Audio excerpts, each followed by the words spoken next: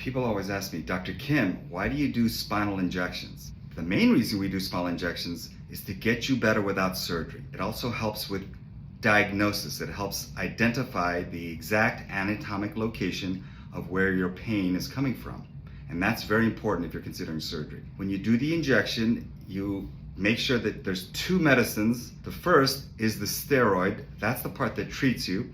Steroids decrease inflammation, and for patients that have a chronic inflammatory condition causing ongoing pain, then sometimes an epidural steroid injection knocks down that inflammation and gives your body a chance to get better on its own.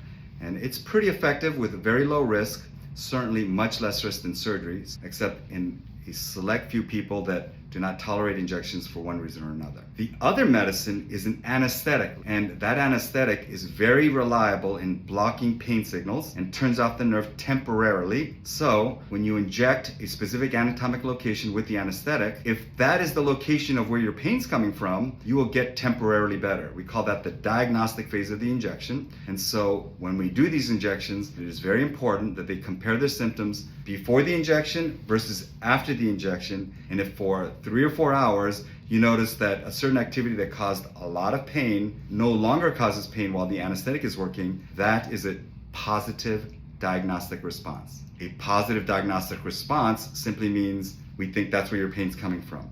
Now, here's why this is so important. If you're a surgeon like me that does operations on patients, you want to try to predict whether or not the patient's going to get better from surgery. Both the patient and the surgeon wants to do surgery that works. And when I do surgery on patients that have a positive diagnostic response, the results of surgery are spectacular. Very high success rate. Every once in a while, I'll have to do surgery on a patient that had a negative diagnostic response. The success rate is not that great. It's only like 40 to 50%. So even though spinal injections seem scary and dangerous, if it's bad enough for you to consider surgery, I strongly encourage my patients to undergo targeted injections for both diagnostic and therapeutic purposes. Every once in a while, we're lucky, they get better and they never need surgery, but at the very least, we rule in or rule out that specific anatomic location as the pain generator.